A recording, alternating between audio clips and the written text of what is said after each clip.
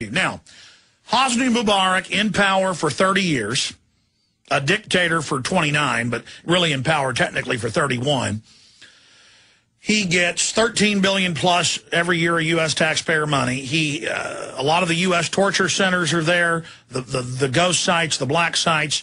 He's been the angel of Israel, the angel of the United States. He's done everything they want, brutally murdering people, torturing, pure death, just absolutely barbarous to the huge population of Egypt.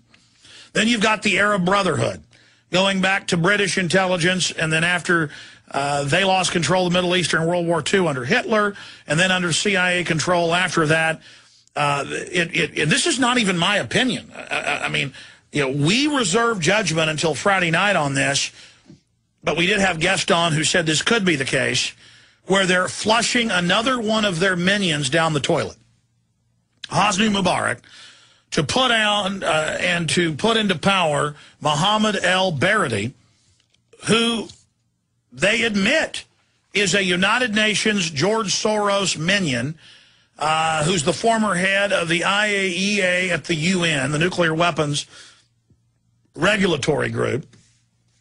And I've got the whole breakdown on him. Director General, the International Atomic Energy Agency, New York Law School, CIA trained. I mean, his whole background is public. And he shows back up the week before all this starts in Egypt and starts going around saying, I'm ready to be your leader. And it turns out the Egyptian military is bought and paid for by the U.S. and Israel. This is on record. And is basically standing down, unless they try to burn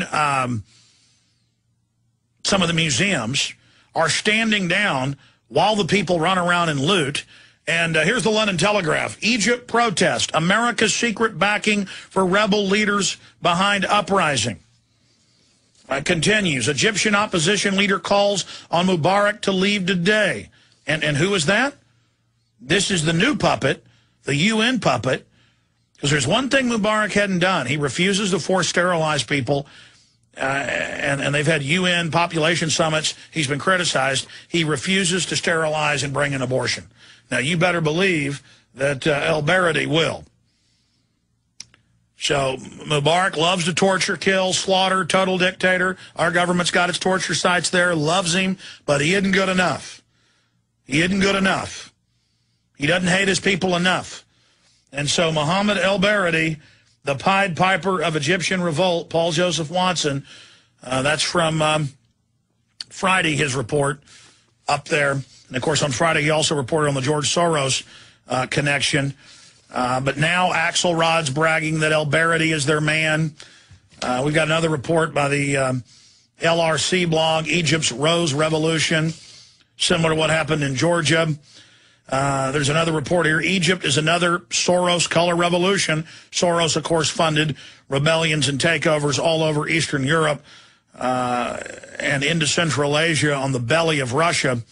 And it's just hard to believe until you look at the evidence and that it's just admitted that our government is so illegitimate.